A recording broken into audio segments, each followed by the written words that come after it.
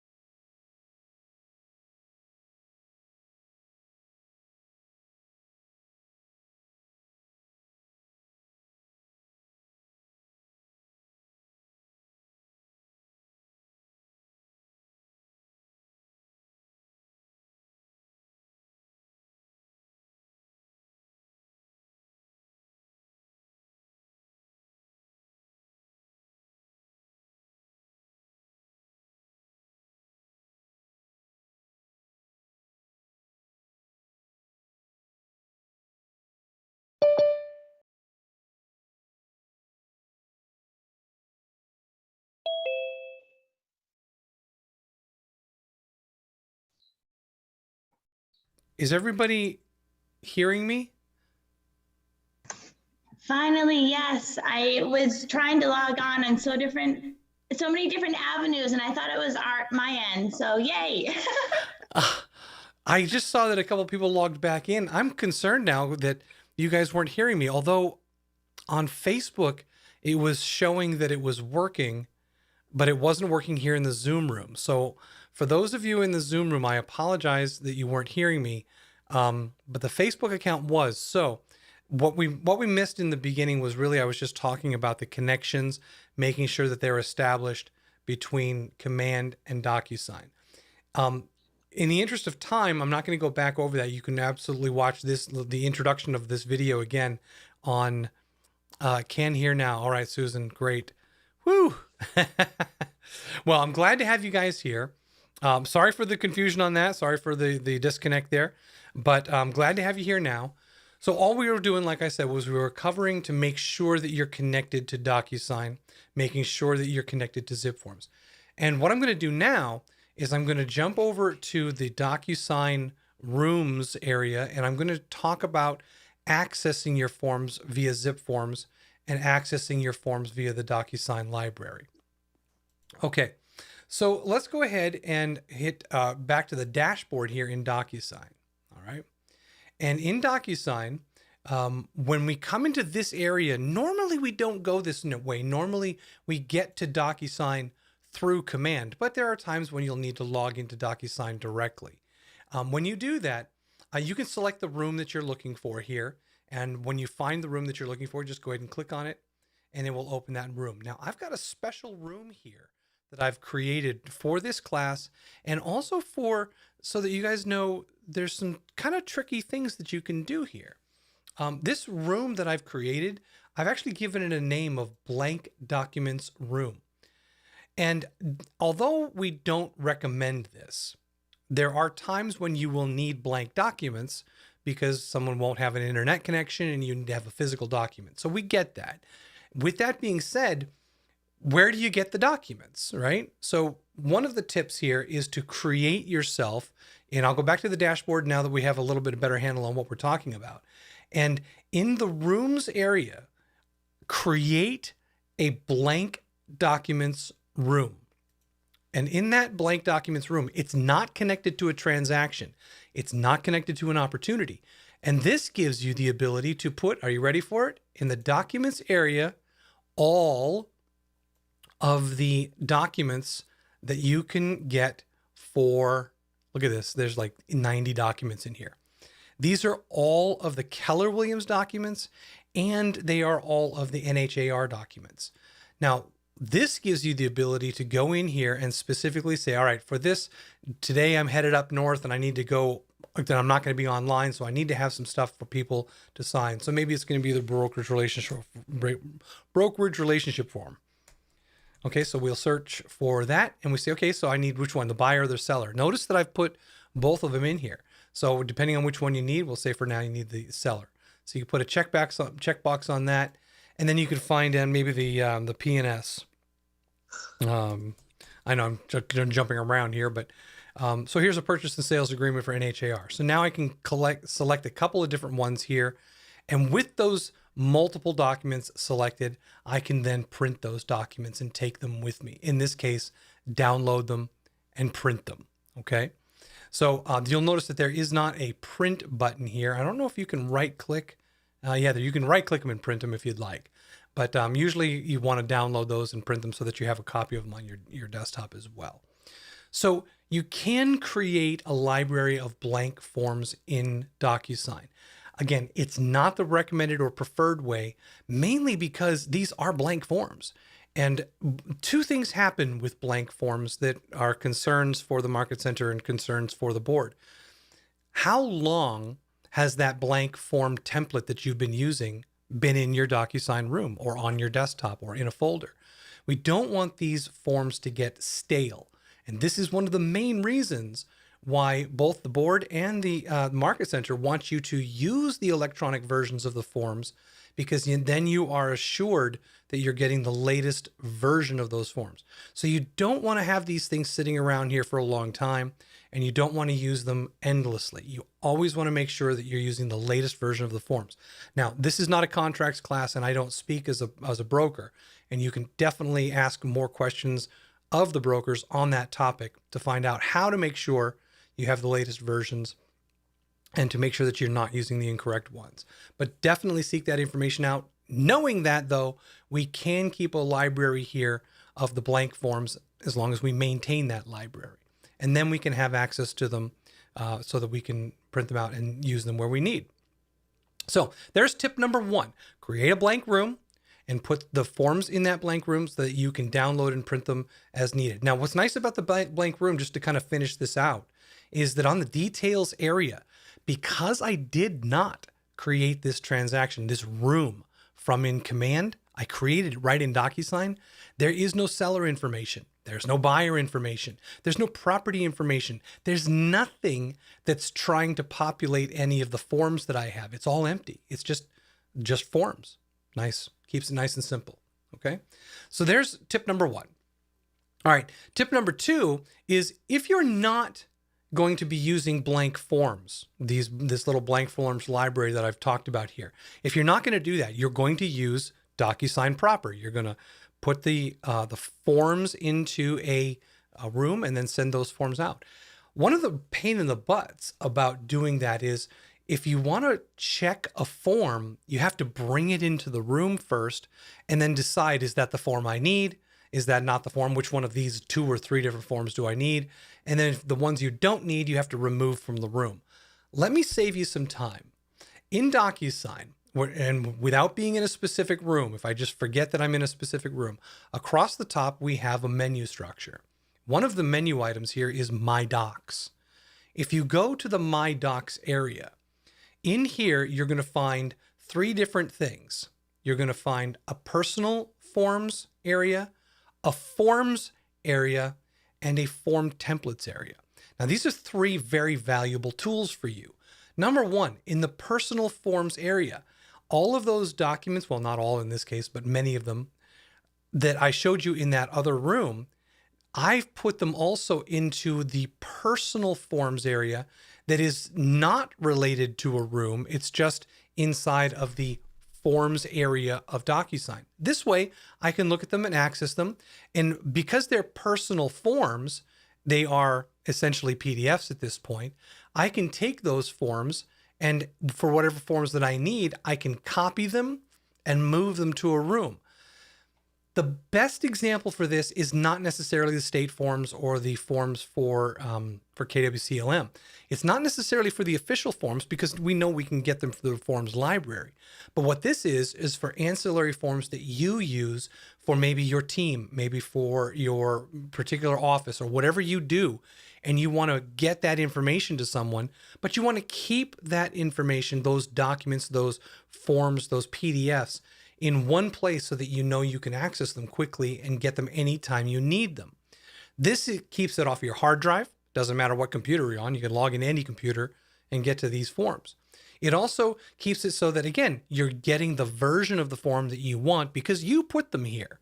So this is a great little repository in the personal forms area, or in the personal documents area of DocuSign, keeping it off your computer. So there's one cool thing.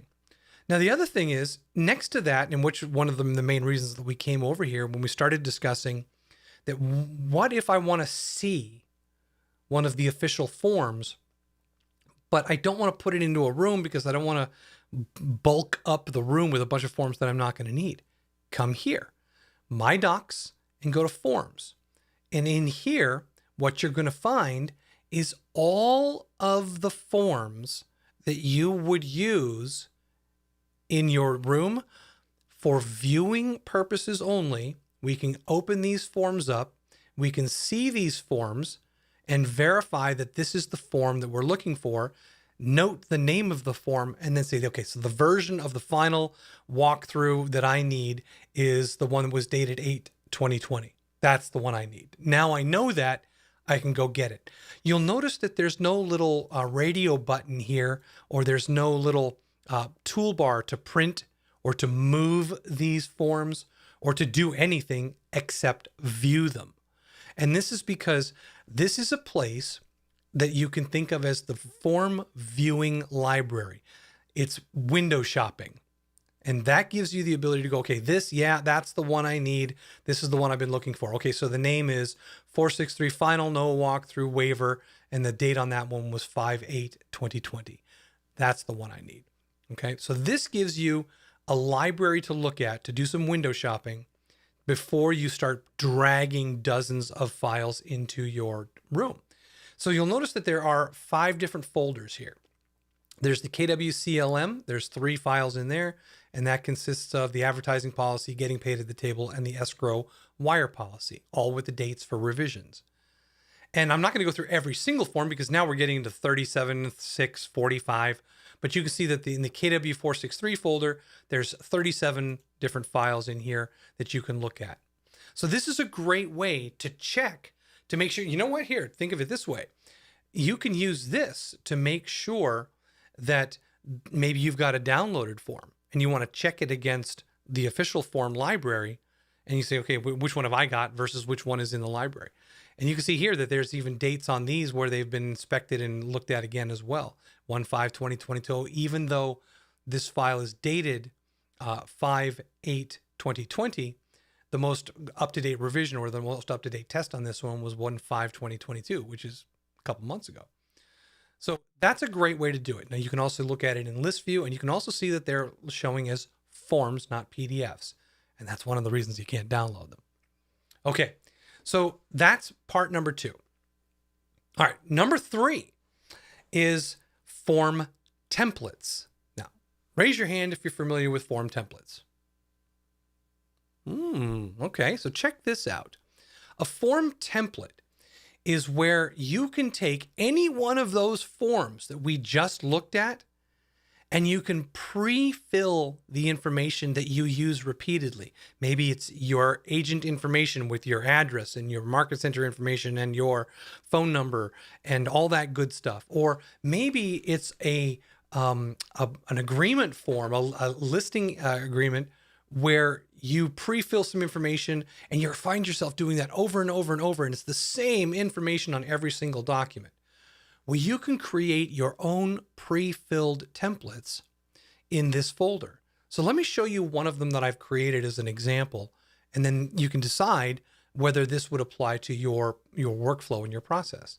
So here we have an exclusive listing agreement designated agency template. Now, based on the form that you use when you fill out the exclusive listing agreement designated agency, I've created in this example, one that has pre-filled the information that you would normally add to the template once it's in the room, because you always do the same thing. So all of these special conditions, maybe this is your situation where you always put yes on the special conditions here and you do some yeses here. We can pre-fill this so that when we bring this document, not the template itself, but when we bring a blank form into the next room tomorrow, we can tell the system, hey, when you bring that blank one in there, can you pre-fill it with all the stuff that I normally put in there anyway? And it will do that. And it will pre-fill it so that when you go to do the work on the template, a majority of the stuff that you normally fill out will already be done for you. Now, one thing to keep in mind with templates, though, is templates are going to merge on top of whatever the details in the room have for the particular opportunity. So as you know, in DocuSign, when you bring a blank form into a room, the room merges the details information from the details page onto the form and pre-fills the pertinent information. These templates aren't for that, because that's automatic. You get that for free. It loads the seller, it loads the buyer, it loads the agents, it loads all that good stuff. What these templates are good for is this kind of stuff, where you are always going through, once the base information is filled out, you add a bunch of things that you typically do for your team, your individual processes. And that way, The template now can add additional information that requires you to work less. So let me show you how this works in the real world. So we have exclusive listing agreement designated agency. What I'm going to do to make sure I get the right document, and I'll show you how I can do some tricks here. I'm going to go and copy that thing. I'm going to go to a room. And I'm just going to go to, let's say we'll go to, actually that was a buyer room. So let's go to a listing room. Let's take this one right here. Just grabbing a random room. I'm going to go to the documents area. And what I'm going to do is I'm going to take all of these documents that are in here out. Okay. I'm going to get rid of all those documents. Great. So I got an empty room. Now, normal process here. There's nothing special about doing this for the templates. Normal process. I'll click add and I'll say from the DocuSign forms library. I want you to go in here and I want you to find for me the exclusive listing agreement designated agency. And so here is the exclusive listing agreement, and I'm going to put a checkbox next to this. Okay. Oh, that's the addendum. We'll do this one here. Notice what happens. As soon as I checkbox the NHAR exclusive listing agreement, there's a box over here for template. And it says, hey, there's a template with pre-filled information that you've already created that will fill beyond the details anything that you've added. Would you like to pre-populate this version for this transaction with that template? Well, yes, I would. So I'll go ahead and click that. And it's going to say, great. It's going to bring in the document. It's going to merge the template together, and it's going to pre-fill all of those fields that we just looked at, in addition to the fields that are coming over from the details tab of this document or for this opportunity. So now let's look and see what happened. So here's the exclusive listing agreement designated agency with two things being merged in, the details and my individual methodologies, all pre-filled. Pretty cool. Now, can that save you some time? Yeah, I would say that could probably save you some time. It takes a few minutes to set up. And basically what you would do is go back to that templates area, find the blank version of the form in the templates area, and then fill out the areas that you consistently do over and over and over, and save that template. And then as you saw, to use that template in the real world, I'll go ahead and remove it again for you here and show you one more time. You click add to bring it into the documents area, DocuSign forms. And then in here, you find the form you're looking for. And when you select the form, you tell it, yes, please fill out with the information from the template. What happens if you forget though? What happens if I skip that drop down and I just hit add selected? Now the document is in the room, and let's verify. There should be no pre-filled information on this because I didn't tell it to use the template. And we'll go down to that second page. And oh, look at that. I had it in the room already, so that's why it's already filling. But you can automatically fill this with the template information by right-clicking the document and saying apply from template. Then you say, all right, yes, fill it with that information and apply it. Now, I should have done this backwards because it did remember the pre-filled information because I already had the template in the room one time. So my bad on that, showing you that it pre-filled it. Okay. But now that we know that the document can be pre-filled and combine the details and that. So cool stuff. All right. All right. Moving on to some things. There are a couple of problems on some of these forms. And I'm not going to lie to you guys. I'm going to give you some tips here on how to avoid some problems. And this form is actually one of them. Here up at the top, it says Keller Williams Coastal and Lakes and Mountains Realty, but the realty is cut off. It doesn't fit on here. We changed our name recently. I don't know if you noticed, but in doing so, we now have a very long name for the business in our market center. Because of that, there are some forms that just don't fit all of the information. So what I'm going to do is I'm going to show you how to get that information correctly onto the form so that it fits. Now this applies pretty much to any form where you have this problem where the details don't fit. So here's what's going on. We're still working with KWRI down in Texas to get this corrected because our name is so long. And until they fix that, until we are able to get that completely resolved. The methodology for replacing this information with valid information that will fit in the area is to remove the information, to leave it off. And when we do this, we're going to save and close that document. Okay. So I'm just going to take off that long line of text. And really what I've done is I've taken it off of the details area. I've taken it off of the document so that I can put it in my way on the document when I send it out via the envelope. Now, one of the things about this is you'll notice that that particular information, well, watch what happens here. Okay, so we have a blank area now. We took it out and it updated it to be blank. So I'm going to close this. And now that we have a blank area and we've verified that it's blank, we're going to go and right click this thing and take it into an envelope. Now, if I should slow down here and let you know that you're going to fill out the rest of the information on that form before you take it to an envelope. But the last thing you want to do is make sure you save it with that blank line in there for the, in this case, the name of the company. But all of the other information is saved correctly. Then we'll take this into an envelope. And inside of an envelope, what we're going to do, and I'm going to skip some of the detail here.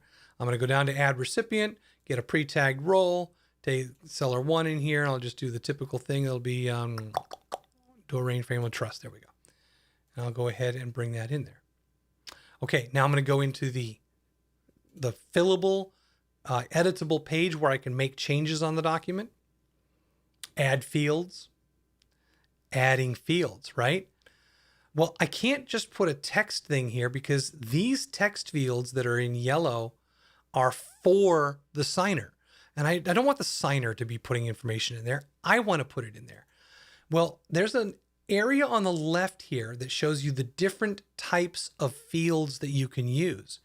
The standard field is what you use for the signers, but there's one for you, the agent. This is just for you. It's called Pre-Fill Tools. This Pre-Fill Tools has text, checkbox, radios, names, companies, and lineouts. So we can redline items in the contract using this red line lineout. That's what that's for. But what we're looking for is text. So I'm going to click on that text and I'm going to bring that over to the firm box here. And I'm going to make it big enough to fit in the area. And I'm going to go ahead and in there, I'm going to put in the Keller Williams Coastal and Lakes and Mountains Realty. And look, it's falling off the page, right? I'll go down to formatting and I'm going to change the size of the font to 7. And now it fits in the slot. Okay. And if I preview this really quickly, you can see that it now fits in the slot. This is the methodology that we currently need to use. Is it a workaround? By all means. Am I happy about that? No. But at least for now, we can take any of those fields that have data that just doesn't fit, and we can wipe them out when we're doing the form side to make them blank. And then in the fillable area, when we actually modify the form itself, we can bring in from the pre-fill tools. We can bring in a text box, format that text box so that the text is a little smaller. We can even go with Arial Narrow. Look how small that is now.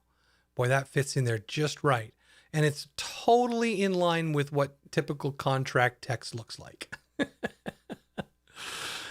Okay, so pause on that one. Think about that for a second, because not only for instances where the name is too long, but there's actually another document that has this problem as well. So what I'm going to do is I'm going to save this and close that little draft of a document there. I'm going to go back to the documents area.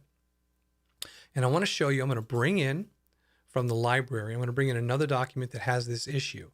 And that issue is the brokerage relationship form. So I'll choose, it doesn't matter which one, I guess buyer or seller. So here's the brokerage relationship form. And what we end up with, down at the bottom of the page here, there's a section for the listing agent company and the license number. And because our company name is too long, what ends up happening is the company names goes right through the license number, and you can't deal with it. You can't fix it. So in this case, what we can do once again is if you see any information in there, blank it out, and then take that blank object to an envelope. And I'll go ahead and jump into the envelope. And I'll add my recipient once again using pre-tagged roles. Say it's going to be a listing agent, Robert Vincent. There we go. I'll go ahead and, well, I'll put seller 1 in there too. Why not? Okay. Then on the next page, using the same exact techniques. Remember, these fillable fields are colorized, and we don't want to use those because those are for the individuals, Robert, or for the signer. What we want is the gray pre-fillable ones that we can manipulate what's on the page without it being tied to an individual who's signing. So I'll bring out the name and licensee number here. And once again, we can go ahead and put in K-name and bring that over here so it fits in there. We're going to go ahead and change the formatting to Arial narrow, drop it down to about a 7, fits nicely in there.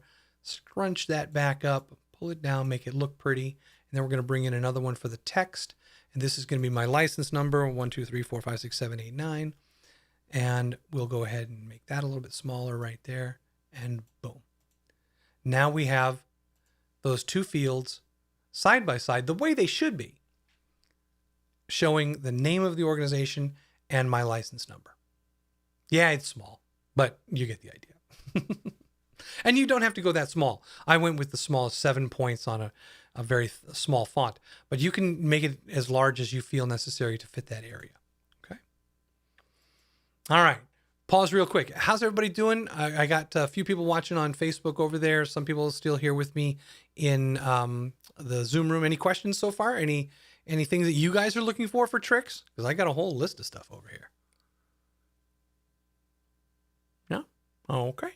All right. So let's take a look at doing some edits of our forms in DocuSign. So we talked about how to correct some of the problems. So I'm going to go ahead and save and close this one here. And we're going to go back and we're going to go into the documents area. And we're going to talk about making edits there. So when you are working on a document, you want to remember that I'll bring in the purchase and sales because it's actually a really good example. Or is the disclosures? The disclosures. We're going to bring in the disclosures. So here's, by the way, another tip for you is the searching for documents or forms in the form library. The search dialog is tied to whichever library or group that you currently have selected. If you try to search for disclosures, but you're looking in an area where there isn't a document called disclosures, you're not going to see it. In this case, there actually is. But remember, wherever you're searching, you have to make sure you're selecting the area you want to search first before you begin typing, because otherwise it's not going to see those. Okay. So let's go with a property disclosure. Okay, so we're going to do a property disclosure residential only. So one of the things that happens is I get calls on this probably more often than I should. And what the question usually is, Robert, I'm trying to fill out the property disclosure form and it won't let me. Well, you're not supposed to in New Hampshire. In Maine, it's a different story, but I don't usually go down that road because there are specific things about states and requirements, and I stay away from that. But I do know that in New Hampshire, which is what I'm looking at right here, a New Hampshire document, this document says right at the very top, and we've talked about this in the contract classes, to be completed by seller. So when we see this, we want to make sure that we understand that we're not supposed to edit these fields. And that's why there's no checkbox options, no dialogue for text or anything here. The only fields that we're allowed to edit are the ones that it actually has boxes built in here for us. So optional seller 1 name, and then we have a seller 2 name. Anything where I can click in and I see that little sticky note colored text tip there. Those fields I can edit as the agent according to the way that the document has been built in DocuSign. And again, I'm trying to distinguish between stating anything legal and stating something technical. From a technical perspective, we can't edit this, and we're not supposed to because it says we're not supposed to. How do you do it if you need to help your client do it? Now, what if, right? What if you need to make some edits here and you need that to be done? Well, you can't do them here. So in this case, we would just take that document. Notice I just closed it. We would take that document and you can only perform those edits in an envelope. So we would right click this, create an envelope for it. And in the envelope area, we would add our recipient using pre-tagged roles because we are using a form. We take seller 1, whoever seller 1 is. And in this case, we see, here's actually a good bit of proof why we're not supposed to be editing this document.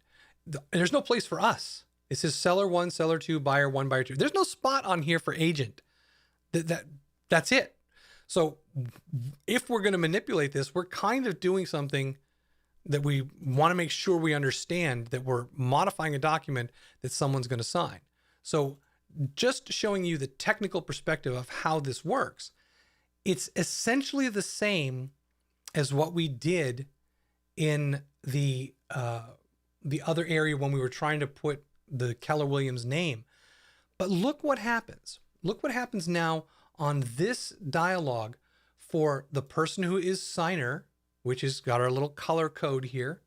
We are automatically now seeing all of the areas where this form can be modified.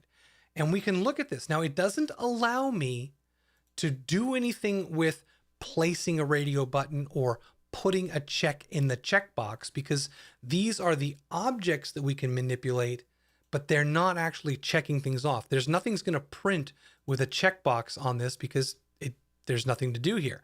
So one of the things that you can kind of make happen here is where there's some place where you need to pre-fill this for a client or for somebody, you can go ahead and take these text boxes and replace them with a box if necessary, where you would type in the value that you wanted to be there. VALUE, let's try that. Or if you're going to Vail, maybe you're going to Vail, who knows? So now you can use that same technique to put that in there, but be sure to remove something else if you don't. Caution though, remember, you're filling out an area where it's supposed to be filled out by the person. The better solution for this, instead of doing this, is to take it to the signer and say, let's do this together. I'll help you. So you can print this out and take it with you and do that. Okay. So keep that in mind, that while we can make some manipulations here, we need to be super duper careful about what it is that we're doing. Me not being able to speak to that at 1 p.m. on Mondays is Ask the Broker, and that is at kellertv.com. And on Fridays is Back to Basics with the Broker, kellertv.com. Night School with Jason on Thursdays at 6 p.m., kellertv.com. And the contract classes on Wednesdays. Those kind of questions about whether you should or shouldn't be doing that, whether you can or can't, you should definitely ask those people. But this is the physical technique on how you would do it. Okay. Any questions on that little tidbit there? Okay. All right. All right. So let's talk about the sending process. And I know this is going to sound like, oh, that doesn't sound like a tip. Trust me, it actually will be. When you are working with fillable forms in DocuSign, you need to understand what's going on with DocuSign and the way that it's thinking in order to let it help you. So we're going to go back to the details page here. And on the details page, what we have here is all of the information that came over from Command when we created the opportunity in Command. Then we created the DocuSign room from Command and then went to the DocuSign room. So what information is it that comes over? Well, let's take a look. We're going to go to answers.kw.com and we're going to type in here DocuSign sync. 2 words, DocuSign sync. And what I'm going to get is an article that was written a little while ago, and it was updated 7 months ago. And what it is sync opportunity details with the connected DocuSign room or the .loop if you use .loop. So both of these things, both of those tools get this information. And I'll tell you what, for those of you in the Zoom room, I am going to put that in the chat. And for those of you in the Facebook, we're going to put that here as well. So now everybody has this. So what are we talking about? When you create an opportunity in Command, the information from that opportunity is going to pass to DocuSign if you've got DocuSign connected to Command and you create the DocuSign room from within Command. This is going to all happen automatically. Your name, your email, your phone number, your market center, and the market center address is all going to transfer to the DocuSign room. In addition, if you have correctly added a listing address for the MLS, if the information from the MLS has been added to the opportunity, so the attached listing to the opportunity. Notice that I'm specifying a listing here because a buying opportunity doesn't have a property until you get to that point where you actually have it. But for right now, this is for opportunities where you are doing a listing. The listing address, the year built, listing date, current list price, lot size, beds and baths, expiration, and the MLS ID. All of that is going to transfer to DocuSign, making your life a lot easier so that you don't have to do it twice or 3 or 4 times. And when the opportunity gets to the closing stage where you're starting to talk about offers and you're starting to talk about numbers, the contract information, the contacts, all of them for buyers and sellers, the expected closing date, the actual closing date, and the price are all going to transfer from Command over to DocuSign and .loop. And what that's going to do is save typing all of this information. Specifically, when you're in DocuSign, all of the information on the Details tab is going to come from Command. When you created the opportunity, it populates. Perfect. Every document that you bring into the room is going to look at the Details tab and say, hey, you happen to have the seller name? Why, yes, I do. Great. Let me put it on my form. I'll just fill myself out. You have the both the seller and the buyer? You got it. What have you got? Give me everything you got. And every document that's added to the room is going to look over there and pre-fill itself with that data, which means that in Command, if you have set up the opportunity correctly with all of the contacts information done well, let's take a look. I'm going to do this in 3 seconds. You're going to be like, you can do that fast? So I got a contact. Here's my contact, Jackie Astuto. Jackie Astuto, come over here, create an opportunity. You say it's going to be a listing. We're going to put over here 123 Main Street. We're going to put in a close date here. We're going to say it's March 18th. We're going to put in an estimated list price, $600,000. Put a commission rate here of 4%. Okay, boom, done. That's the proper way to create an opportunity. So here is my brand new opportunity. I go into the opportunity, still in Command. I go to select from listings and I find that address. And I say, show me 123 Main Street in Epping. There it is. There's that MLS number I'm looking for. Boom, great. Load it in. It's now loaded in. All of the property information, all of the sales information, including the commission and the amount coming my way.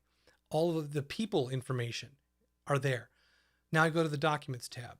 I tell Command that it's a New Hampshire listing. All of the documents required for a New Hampshire listing are going to load up. And those documents are automatically going to be added to the DocuSign room when I choose Start a Transaction. The details, the people, the MLS, the documents that are required are all going to load up into this screen for this transaction, for this room. And in a couple of seconds, after it reloads and creates thumbnails, every one of these, there's that exclusive listing agreement. The exclusive listing agreement has my contact the person who's on this opportunity already ready to go. Jackie Astuto, Keller Williams, Epping is the address. The pricing on here, I put down $450. That's because it took it from the MLS, not what I put in my opportunity, which is a good example of what it's looking at. It's looking at the MLS data. Perfect. So this thing doesn't fit. I'm going to go ahead and take that out of there because it doesn't fit, and I'll put it in there when I go to put it in the envelope. All of that happened because we started in Command and we did it correctly. Now, let's fix some things up. So we're going to right click that exclusive listing agreement. We're going to take it into an envelope, and we're going to do two things. We're going to tell the envelope to merge Jackie Astuto, who is in the room and is seller number 1.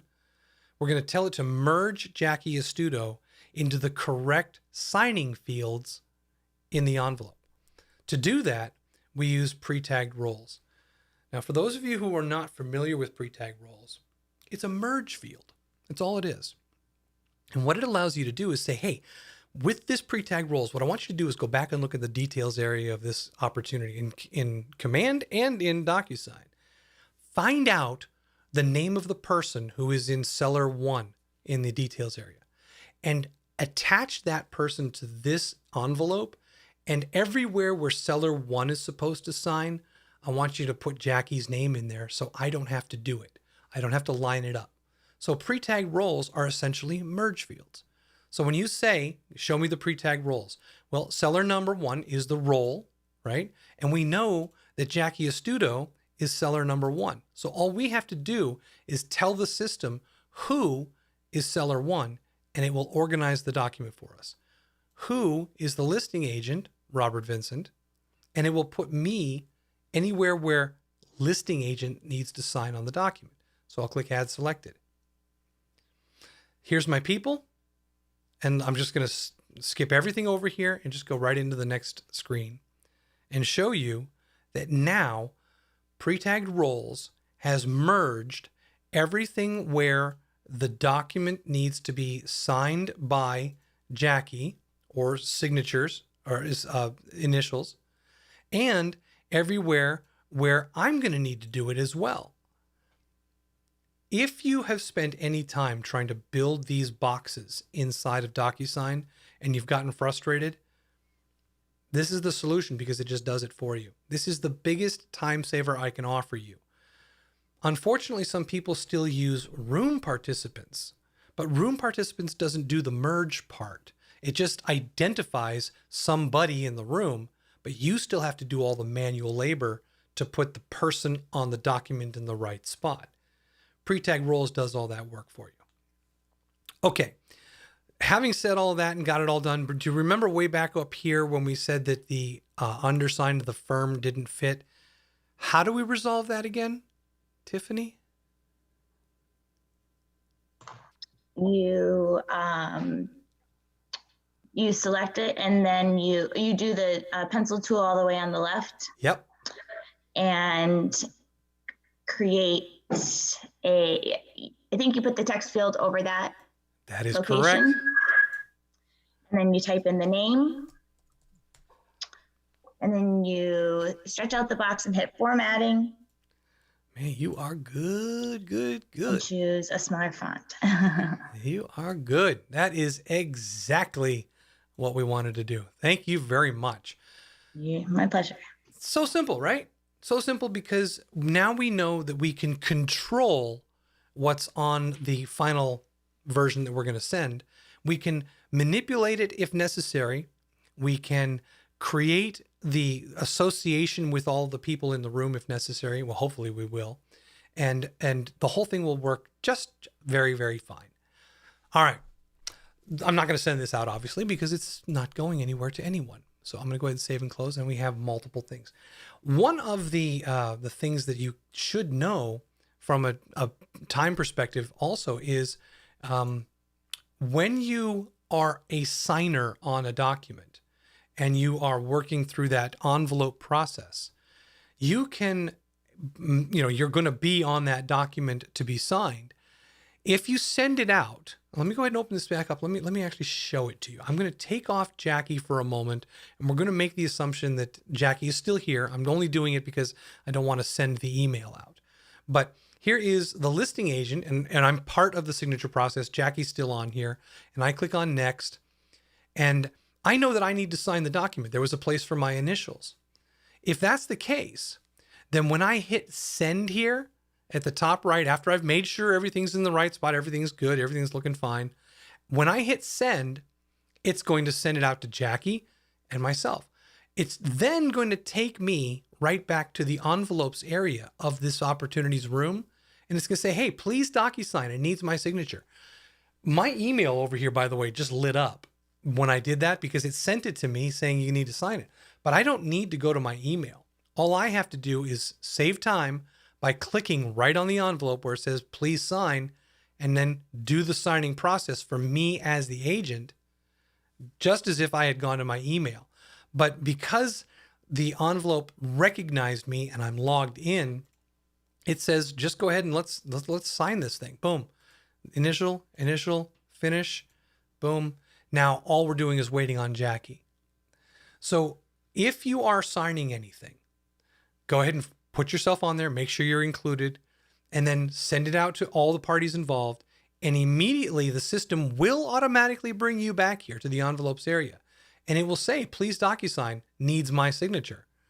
Click it, sign it. That way, when it's done, you're going to get in the documents area, you're going to see your signed document. And actually here it is on the green PDF. Okay.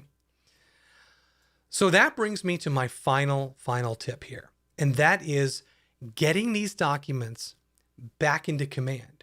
When we want to take a document back into Command, please don't right-click this thing and download. Please don't do that.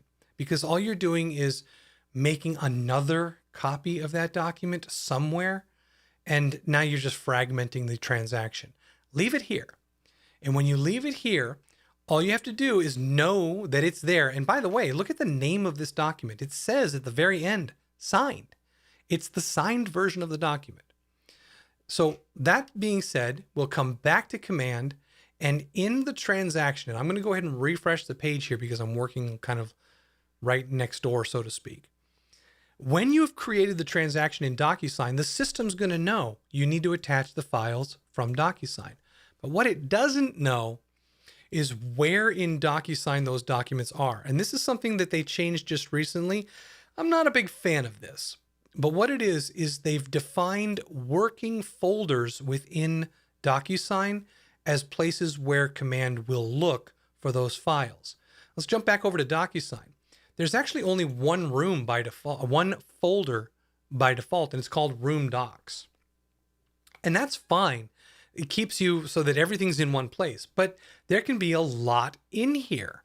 So if there's a lot of documents in here, it can be kind of a bear to find the document you're looking for in Command when you say, yeah, it's in the Room Docs area of DocuSign, because now it's lit up. And now we have all of the documents that are eligible to go to Command are visible.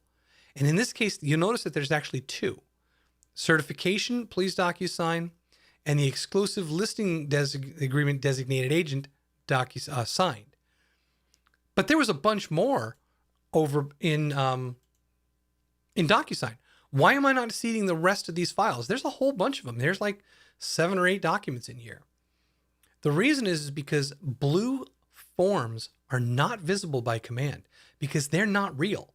Those are just templates. The only things that Command actually sees in this area are signed documents and certification PDFs. So when you come back into Command, make sure that you look in Room Docs, and when you're looking for the correct document, exclusive listing agreement, designated agency, boom, you can pull that single document in here and it will load it. Again, not downloading it, not putting it in a third place on a file on your hard drive or anywhere else.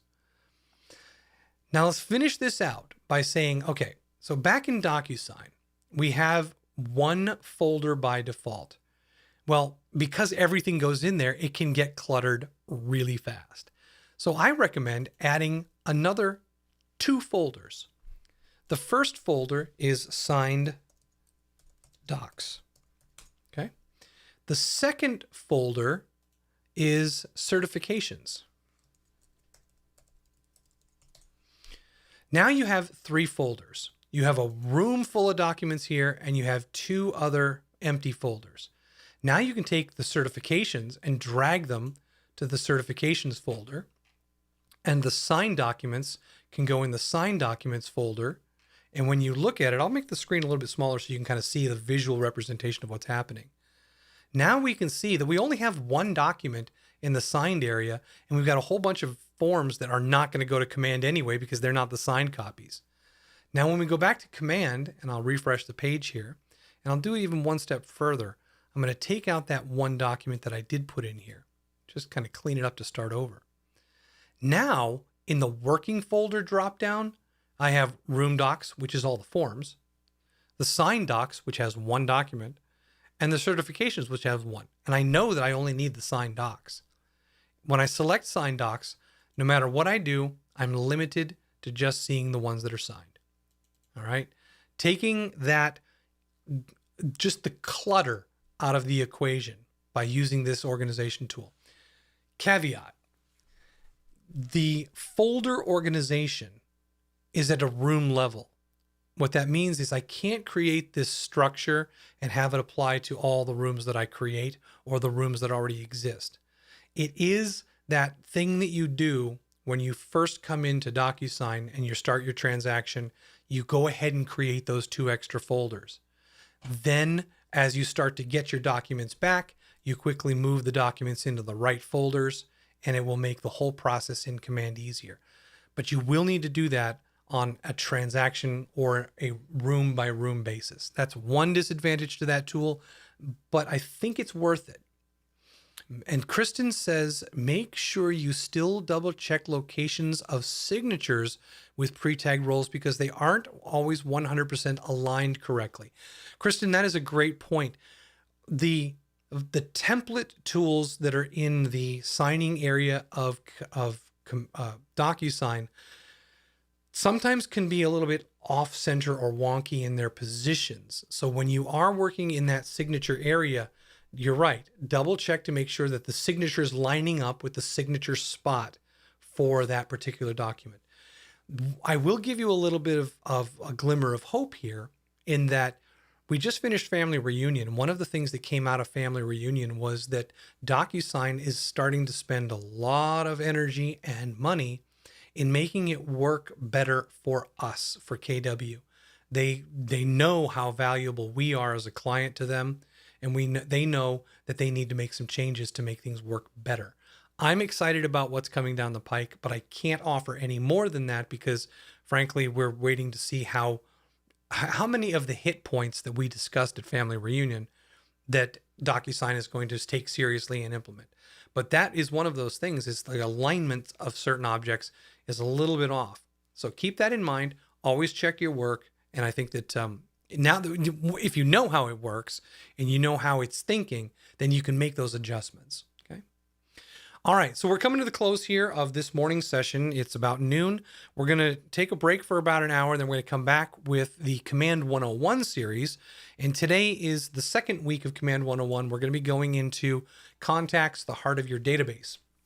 And it really is the most important part of your database because all the stuff that we just did here in DocuSign was possible because of what we did in contacts. So there you go. All right. Sue, thank you for joining. Tiffany, thank you for joining. Kristen and whoever else is watching. I do see some other numbers up there, but I don't see any names yet. We'll see you guys back here at 1 o'clock. Thanks and have a great morning. I'll talk to you in a bit.